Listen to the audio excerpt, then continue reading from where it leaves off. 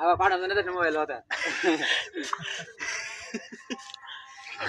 আমার বিষয়টা কি আমি আপনাদের প্রতিবাদ থেকে আমি আজকে এই পানিতে নামছি গোসল করার জন্য অনেকদিন পরে, না হলে আমি নদীতে আসলে গোসল করি নাই এবং কি গোসল করতে অনেক আগে।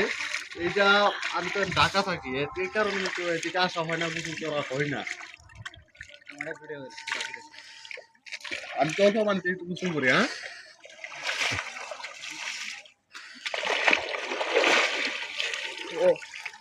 অনেক ভালো লাগছে। হ্যাঁ, অনেক সুন্দর লাগছে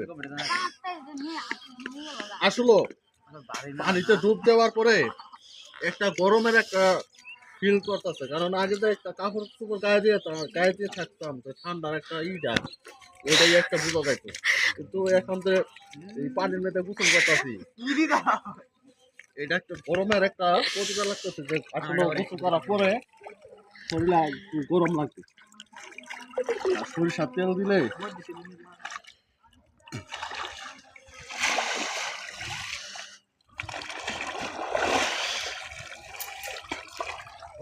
ধন্যবাদ।